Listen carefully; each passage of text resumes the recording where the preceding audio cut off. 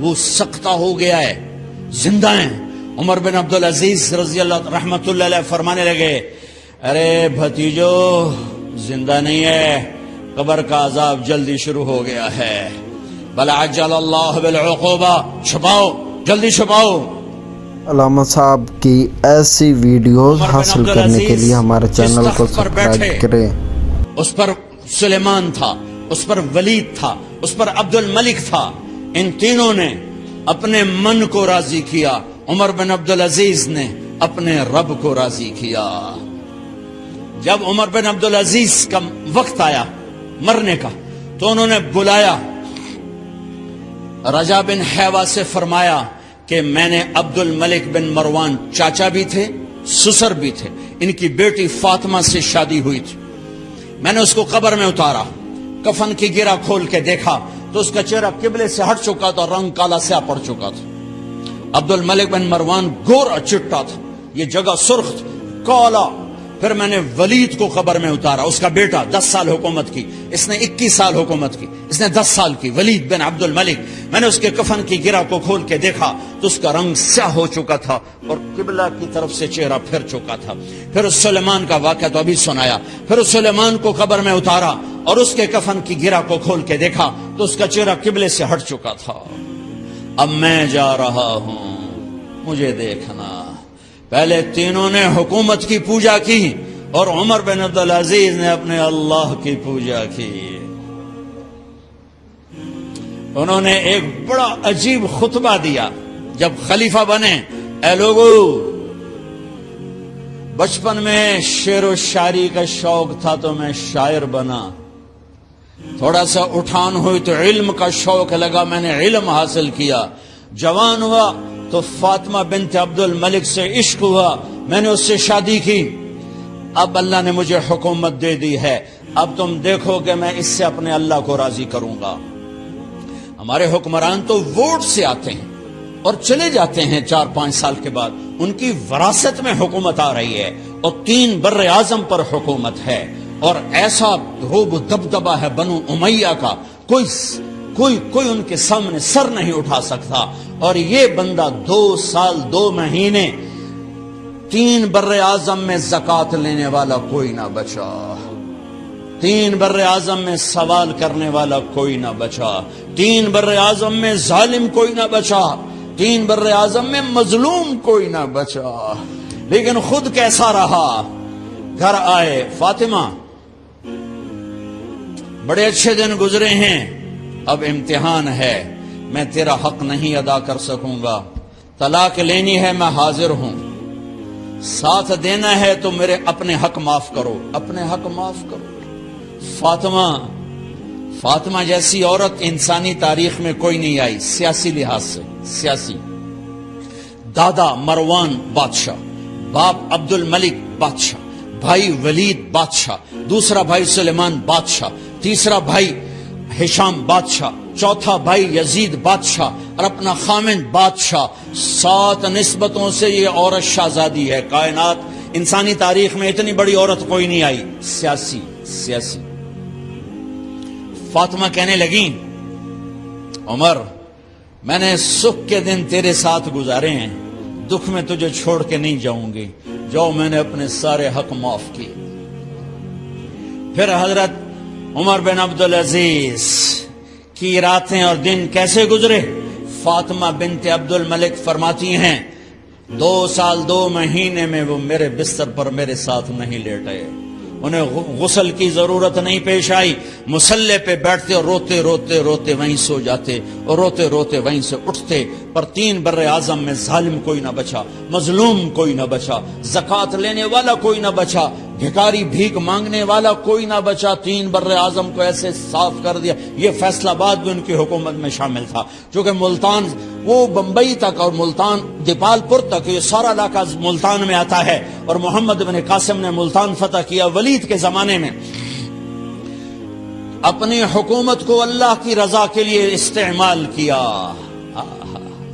کیسے استعمال کیا؟ سارے مال فاطمہ کا سارا زیور بیت المال میں ڈال دیا، تنخواہ پہ آ گئے، عید کا موقع آیا، बच्चों ने मां से कहा, 12 बच्चे थे, बच्चियां 12 बच्चे बच्चियां, हमें कपड़े लेकर दो, ईद आ रही है, हर आदमी अपने बच्चों के लिए कपड़े ले रहा है, हमारे बच्चे भी कह रहे हैं कपड़े लें, जाओ भाई लो। फातिमा के पास उमर 3 बर्रे आजम के बादशाह के बच्चे आ रहे हैं, मां जी ईद आ रही, कपड़े तो ले दें, अब्बा से कहें कि अब्बा से बात करती हूं। अब्बा तशरीफ लाए, खजाने लबालब भरे हुए हैं गंदम के ढेर की तरह, कि अमीरुल मोमिनीन बच्चे कपड़े मांग रहे हैं। फातिमा मेरे पास तो पैसे नहीं, मैं कहां से कपड़े, बच्चों का क्या करूं, कपड़े मुझे भी नहीं पता क्या करूं। इसके पहले 3 हुक्मरानों ने लूट मार के बाजार गरम किए, जुल्म और सितम के पहाड़ तोड़े, और आज उसी खजाने पे एक शख्स बैठा है जो अल्लाह को राजी करने के झंडे गाड़ रहा है। तो फातिमा ने कहा, आप ऐसा करें, अगले महीने की तनख्वाह एडवांस ले लें, उससे मैं अपने बच्चों को कपड़े ले देती हूं, और घर का खर्चा मैं मजदूरी करके घर की रोटी चला लूंगी। अरे अपनी तारीख पढ़ो, सिर्फ ड्रामे ही ना देखते रह जाओ, सिर्फ गाने ही ना सुनते रह जाओ।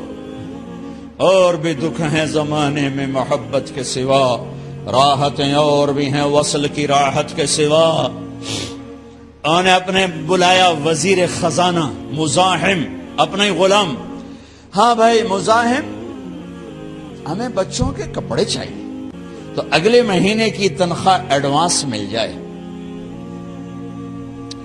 वो कहने लगे, अमीरुल मोमिनीन आप मुझे लिख कर दे दें कि आप 1 महीना जिंदा रहेंगे, मैं आपको तनख्वाह दे देता हूं। उमर बिन अब्दुल अजीज सर झुकाया, उठे, घर गए। फातिमा मेरे बच्चों से कह दो कि तुम्हारा बाप कपड़े लेके नहीं दे सकता। अपनी तारीख तो देखो,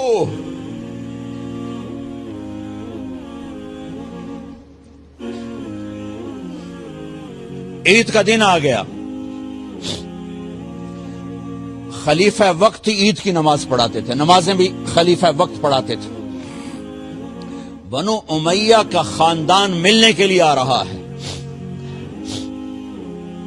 सारे सरदारों के बेटे आला पोशाक, आला लिबास,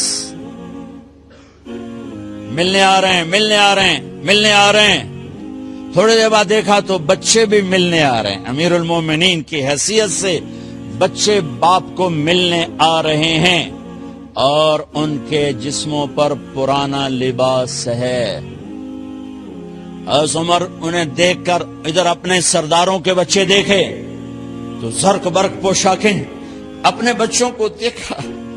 अरे उस बाप से पूछो जो सब कुछ कर सकता हो और फिर मुट्ठी बंद कर ले कि नहीं, मैंने हराम की तरफ नहीं जाना।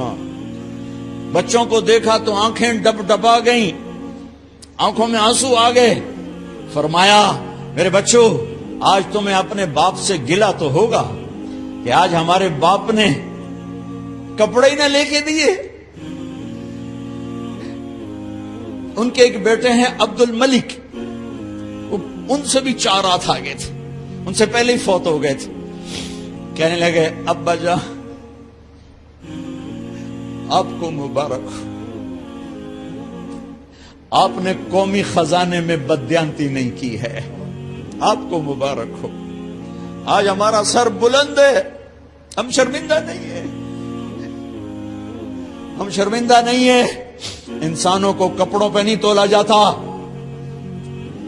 आज का मेरा देश का मालदार इतना फकीर हो गया है, इतना छोटा हो गया है कि वो अपना तारुफ करवाने के लिए 50 लाख की घड़ी लेता है, 6 लाख का जूता लेता है। आज की बेगम इतनी छोटी हो गई है कि अपने कद को बड़ा करने के लिए वो 10 लाख का हैंड बैग लेती है कि देखो मेरा बैग 10 लाख का है। अरे मेरी बहन, तू 10 टके की भी नहीं रही अगर तूने बैग से अपने आप को बड़ा बनाया। ओ मेरे दोस्त, तू 2 टके का नहीं है अगर तू 10 लाख के जूते और 50 लाख की गाड़ी से और 50 लाख की घड़ी से अगर तू बड़ा बनना चाहता है। अरे इस धोखे से निकलो। ब्रांडेड کہاں جا رہے ہو؟ جب تم اپنی ذات میں بے قیمت ہو تو رب ذوالجلال کی قسم تمہاری گھڑیاں، تمہارے بیگ، تمہاری گاڑیاں، تمہارے بنگلے تمہاری عزت کو بڑھا نہیں سکتے۔ ابا جان آج ہمارا ساڈا ایتھے سر آ گیا، سانو آج ساڈی عید ہو گئی کہ ساڈے ابے آج خیانت نہیں کی تھی۔ آج ہم خوشی سے بلند ہیں کہ ہمارے باپ نے بددیانتی نہیں کی۔ گھر میں تشریف لائے، کہنے کہ فاطمہ کچھ پیسے ہیں، میرا انگور کھانے کو جی چاہ۔ بس فاطمہ رونے لگی۔ فرمایا امیر المومنین خزانہ تو بھرا پڑا ہے، 1 درم کا بھی تیرا حق نہیں ہے کہ تو 1 درم لے کے انگور خرید لے۔ تو تھوڑا پٹھے، فاطمہ میں جہنم نہیں برداشت کر سکتا۔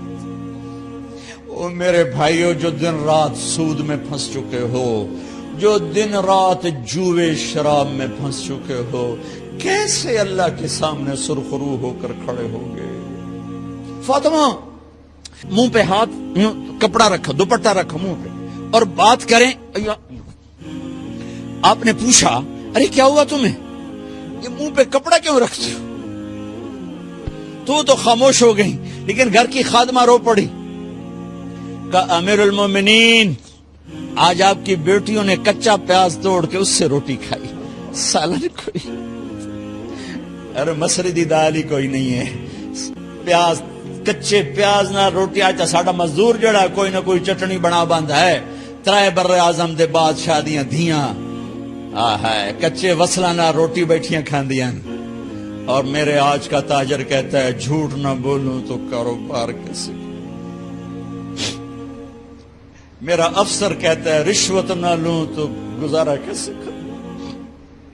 تو عمر بن عبدالعزیز پھس پہ ہچکیوں کے ساتھ روئے کہ میری بچیوں میں تمہیں بڑے اچھے کھانے کھلا سکتا ہوں اور میں جہنم کی آگ برداشت نہیں کر سکتا۔ بھائیو، اس بندے نے اپنے آپ کو ذبح کر دی، اللہ کو راضی کرنے کے لیے ذبح کر دی، اپنی ذات کو، اپنے جذبات کو، اپنے احساسات کو۔ جب گورنر ہوتے تھے نا تو حضرت فاطمہ کی ایک باندی تھی، ان سے انہیں عشق ہو گیا، تو اپنی بیگم سے کہتے یہ باندی مجھے گفٹ کر دو، وہ کہتی میں نہیں کرتی۔ جب یہ خلیفہ بنے کئی دفعہ ان سے کہتے مجھے ہدیہ کر دو، مجھے دے دو، وہ کہتے میں نہیں دیتی، میں نہیں دیتی۔ جب یہ خلیفہ بنے تو ان کی بیگم نے اس باندی کو نہلایا، خوبصورت زیورات سے سجایا، عالی شان میک اپ کیا اور اس کا ہاتھ پکڑ کے لائی، امیر المومنین یہ آپ کی خدمت میں گفٹ ہے۔